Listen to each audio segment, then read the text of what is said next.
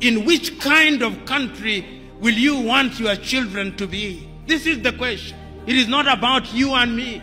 It is about them. This is intergenerational. After we have elected them, you'll then see them sending their arrows ahead. You'll see Bill Gates come and meet your president. You'll see Tony Blair come and meet your president.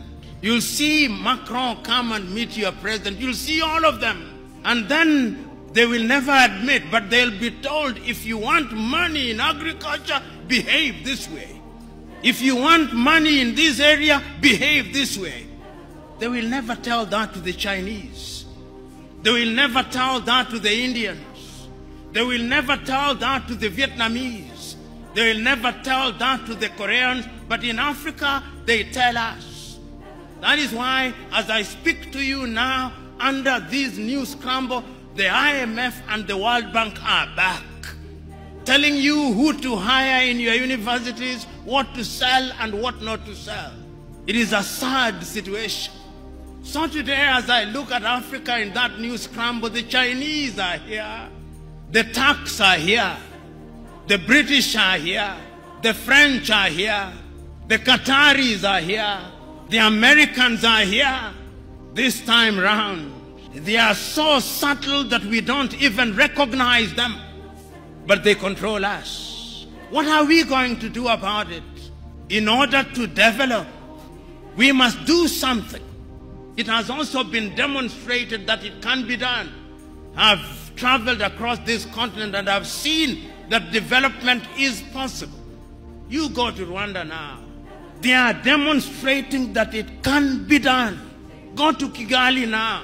See what they are doing in the health sector in their own small way. See how they are collaborating in the area of mobile telephony in their own small way. It can be done. I've been to Botswana and I've seen what they are doing in their own small way. I've been to Mauritius, see what they are doing in their own small way. And they do not have the resources that other countries have. And I'm giving these examples to say that indeed it can be done, and it can be done within the continent of Africa. So what we must do is to begin to pull together. We have 55 telephone access codes.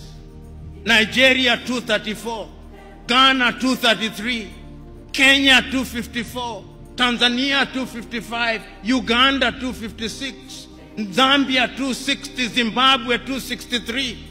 How can we, in this day and age, you cross into Benin, you cross into Togo, you cross into Guinea-Bissau, you have a different internet connectivity. Why can't Africa have a single satellite and a single telephone call, so that when I travel from Mogadishu in Somalia to Dhaka in Senegal, like the Chinese do, like the Americans do, like the Indians do, we can have the same, because communication is critical to development. And I'm saying this, part of my agenda is to prick your conscience with live examples, that you may go out there irritated, but irritated to do the right thing. And I'm suggesting that indeed, when we talk about development, this is what we must do. Is Africa conscious of our state? Yes, Africa is conscious. This is what makes me happy.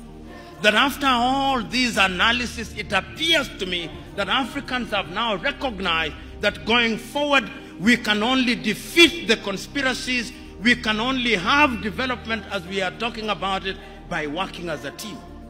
It is only through industrialization that we are going to be manufacturers in all sectors. Make unity attractive. Because if you don't make it attractive, we will separate, and that will make us weaker.